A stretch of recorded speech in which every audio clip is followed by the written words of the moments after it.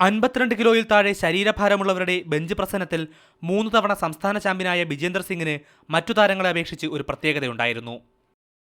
ഊന്നുവടികളുടെ സഹായത്തോടെയാണ് വിജേന്ദർ മത്സരത്തിന് ബെഞ്ചിലേക്ക് എത്തിയത്. അംഗപൂർണതയുള്ള നിരവധി പേരെ തോൽപ്പിച്ച് ചാമ്പ്യനാവുകയും ചെയ്തു. പനിക്കെടുത്ത ഇഞ്ചക്ഷൻ ചതിച്ചതിനാൽ 2-ാം വയസ്സ് മുതൽ 2 കാലുകളുടെയും സഹായമില്ലാതെയാണ് വിജേന്ദറിന്റെ ജീവിതം. കൂട്ടുകാർ ജിമ്മിൽ പോകുന്നത് കണ്ട് കൊതികേറിയ വിജേന്ദർ വീട്ടിൽ സ്വന്തമായി ഒരു ജിംനേഷ്യം തയ്യാറാക്കി. കുടുസുമുറിയിലുള്ള വിജേന്ദറിന്റെ സ്വന്തം ജിമ്മിനുമുണ്ട് പ്രത്യേകതകളേറെ.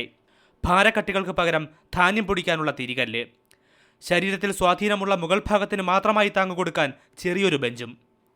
ഈ നാടൻ ജിമ്മിലാണ് ഒരു സംസ്ഥാന ചാമ്പ്യന്റെ ചെസ്റ്റും ബൈസപ്സും ഉരുക്കിന്റെ കരുത്തു നേടിയത്. ഒരു പകുതി കരുത്തു നേടിയപ്പോൾ മറുപകുതിയിലെ സ്വാധീനക്കുറവ് വിജേന്ദർ മറന്നു. मैं और लोगों को हैंडीकैप समझता हूँ जो हाथ पैर होते हुए भी कुछ नहीं कर सकते. मेरी तरफ से वो हैंडीकैप्ड है. തന്റെ നാടൻ ജിമ്മിൽ ഏറെ സമയം പരിശീലനം നടത്തി ദേശീയ ചാമ്പ്യൻഷിപ്പിന് തയ്യാറെടുക്കുകയാണ് വിജേന്ദർ ഇപ്പോൾ.